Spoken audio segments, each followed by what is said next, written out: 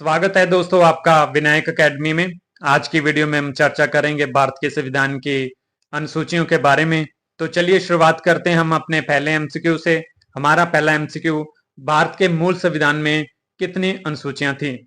यानी कि जब भारत का संविधान 1950 में लागू हुआ था तो उस वक्त कितनी अनुसूचियां हुआ करती थी?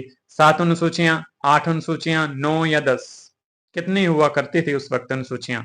क्या आएगा आंसर? ऑप्शन बी, यानी कि उस वक्त 8 अनुसूचियां हुआ करती थी।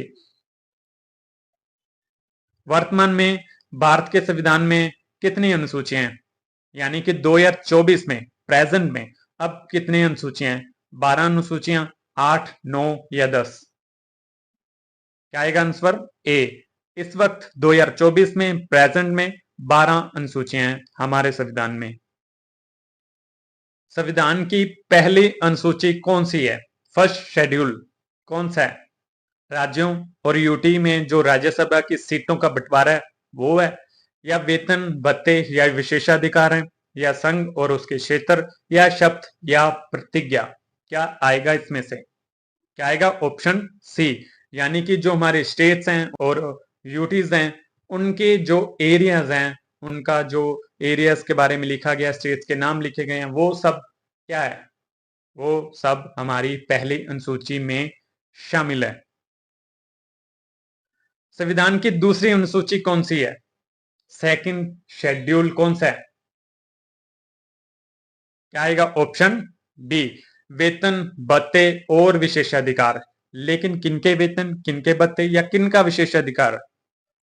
ये शेड्यूल बात कर रहा है प्रेसिडेंट, ये शेड्यूल बात कर रहा है गवर्नर, हमारे चीफ जस्टिस के विशेषाधिकार की, उनके भत्तों की, उनके सैलरीज की। उनको सैलरीज कितनी मिलेंगी, उनको भत्ते कितने मिलेंगे, उनको विशेषाधिकार कौन सा मिलेगा, इस चीज की बात सेकंड शेड्यूल में की गई है, हमारे संविधान में की गई है।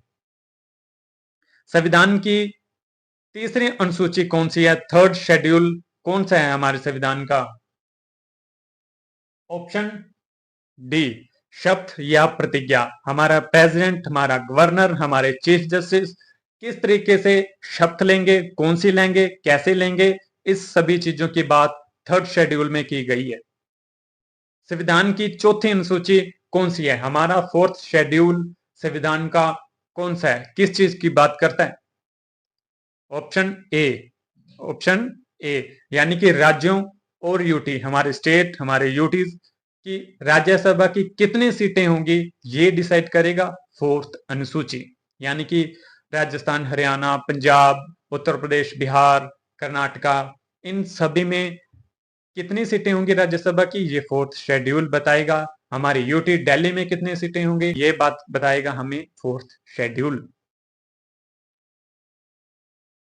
संविधान की पांचवी अनुसूची कौन सी है? फिफ्थ शेड्यूल कौन सा है? फिफ्थ शेड्यूल है ऑप्शन डी। भारत में एससी एसटी के जितने भी एरियाज हैं उनके प्रशासन, उनका नियंत्रण कैसा होगा, इस रिगार्डिंग जो प्रावधान है वो हमारे शेड्यूल पांचवें में है। संविधान की छठवीं अनुसूची कौन सी है? सिक्स्थ शेड्यूल हमारा क्या कहता है? छठवीं अनुसूची कहती है ऑप्शन सी, राज्यों में जनजातियां क्षेत्रों के जो प्रशासन से संबंधित प्रावधान है, हमारे जो ट्राइब्स एरियाज हैं उनके जो प्रावधान है वो लिखे गए हैं सिक्स शेड्यूल में। इस शेड्यूल में 4 स्टेट्स आते हैं। कौन से आते हैं आगे एमसीक्यू आएगा, वहां हम इसकी डिस्कशन कर लेंगे। संविधान की 7वीं अनुसूची कौन सी है? सेवंथ शेड्यूल क्या कहता है हमारे संविधान का?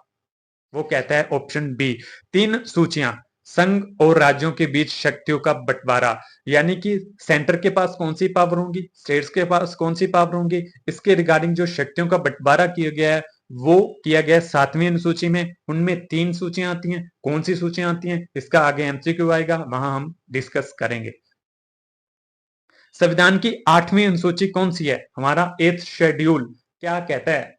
हमारा 8th शेड्यूल कहता है ऑप्शन ए, हमारी जो 22 लैंग्वेजेस हैं हमारे भारत की, उसकी जो बात की गई है वो 8th शेड्यूल में की गई है।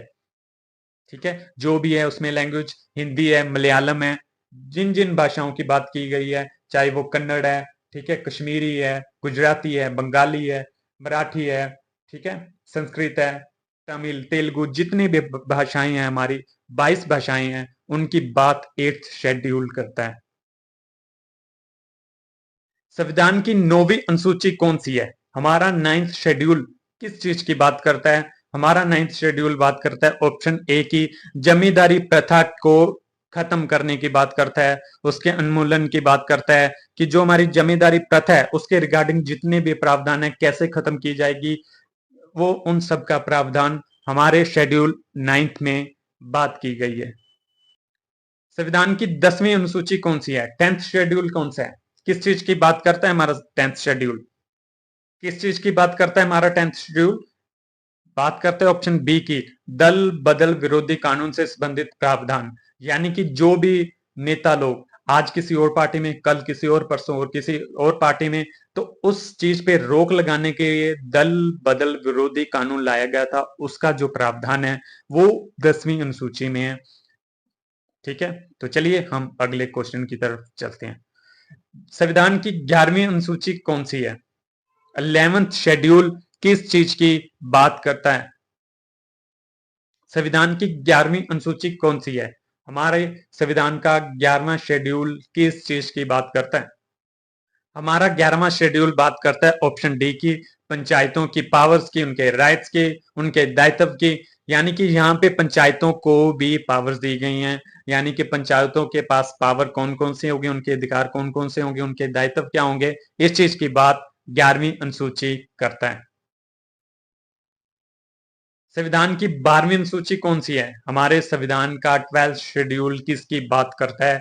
12th शेड्यूल बात करता है ऑप्शन सी की, जो हमारी नगर पालिकाएं हैं उनके पास कौन सी पावर्स होंगी, उनके पास कौन से राइट्स होंगे, उनके पास कौन से दायित्व होंगे। यहाँ पे नगर पालिकाओं को शक्ति दी गई है कि वो कैसे काम करेगी, क्या करेगी, कौन से उनके राइट्स होंगे, क्या उनके अधिकार होंगे, इस चीज की बात 12th शेड्यूल में की गई है। भारत के मूल संविधान में अनुसूची 8 में कितनी भाषाएं दर्ज थी? हाँ, आपा पीछे बात करके आए हैं, अनुसूची 8 में क्या लिखा गया है? हमारी 22 भाषाओं की बात की गई थी। ठीक है, यहाँ पे मूल संविधान की बात हुई है, यानी कि 1950 में कितनी भाषाएं थी?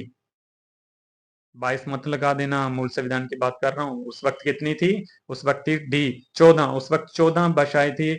लेकिन आज कितनी है वर्तमान में भारत के संविधान में? अनुसूची 8 में कितनी भाषाएं दर्ज है?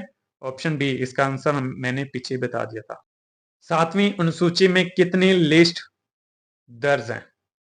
हम पहले बात करके आए थे कि 7वीं जो अनुसूची है हमारी, उसमें 3 क्या आएगा? 3, यानी कि उनमें 3 अनुसूचियां कौन कौन सी हैं? कौन कौन सी हैं? सेंट्रल लिस्ट, स्टेट लिस्ट और कंकरेंट लिस्ट, यानी कि जो केंद्र सूची, राज्य सूची और समवर्ती सूची, इन 3 सूचियों को बनाया गया है। इन 3 सूचियों में राज्य किस चीज पे कानून बना सकता है उसकी बात की गई है। जो सेंट्रल लिस्ट है उसमें सेंटर किस पे बना सकता है उसकी बात की गई है। और जो समवर्ती सूची है इस पे सेंटर प्लस स्टेट दोनों कानून बना सकते हैं। ठीक है, इसकी बात की गई है। छठी अनुसूची में कितने राज्य शामिल हैं? हाँ, पीछे एक एमसीक्यू आया था 6 शेड्यूल का, हमने तब बात की थी कि इसमें कितने राज्य, मैंने तब बोला था, कितने बोला था, कितने स्टेट्स हैं इसमें, कितने की बात की थी? ऑप्शन डी 4 स्टेट थे। कौन कौन से थे? असम, मेघालय, त्रिपुरा और मिजोरम। ये 4 स्टेट्स हैं जहां पे ट्राइब्स एरिया ज्यादा है, तो इनके प्रशासन के रिगार्डिंग जो इनको प्रावधान किए गए हैं वो 6 शेड्यूल में किए गए हैं। निम्नलिखित में से क्या गलत है? हाँ, क्या गलत है इसमें से? 11वीं अनुसूची, 12वीं अनुसूची, 13वीं अनुसूची, 10वीं अनुसूची, क्या आएगा? गलत बताने। 11वीं अनुसूची है, 12वीं भी है, 10वीं भी है, 13वीं तो कोई अनुसूची नहीं है, तो क्या आएगा? गलत ये है। 13वीं कोई अभी तक अनुसूची नहीं है, तो ये तीनों तो हैं, तो 13वीं नहीं है, तो ये आएगा 13वीं। ठीक है, निम्नलिखित में से क्या अलग है? ये पॉलिटिक्स का भी क्वेश्चन है और रीजनिंग भी है। ऐसे रीजनिंग के क्वेश्चन आते हैं कॉम्पिटेटिव एग्जाम में। 11वीं अनुसूची, 12वीं और 10वीं। और इसका आंसर आएगा सी। कोई डिफरेंस लग रहा है इनमें? क्या डिफरेंस है? डिफरेंस ये है 11वीं 12वीं और 10वीं जो बाद में ऐड की गई थी, और जो 8वीं अनुसूची थी वो मूल संविधान में 1950 में जब संविधान लागू हुआ था उस वक्त भी थी। तो 11वीं 12वीं 10वीं नहीं थी, ये तीनों क्या है, अलग हैं। तो ठीक है, और इनमें से 8वीं जो पहले थी, ये बाकी बाद में ऐड हुई थी, तो इनमें तीनों में से अलग क्या हुआ, चारों में से अलग क्या हुआ, 8वीं, क्योंकि वो पहले थी, बाकी 3 बाद में हुई थी। तो ये क्या है, पॉलिटिक्स का भी क्वेश्चन है और रीजनिंग का भी है, ऐसे रीजनिंग के क्वेश्चन आते हैं। तो ठीक है, यहाँ हमारे 20 क्वेश्चन पूरे होते हैं। आशा है दोस्तों आपको ये एमसीक्यू अच्छे लगे होंगे। इसके रिगार्डिंग कल और 20 एमसीक्यू लेके आऊंगा मैं। आज के लिए इतना ही, दीजिए इजाजत। बहुत बहुत धन्यवाद।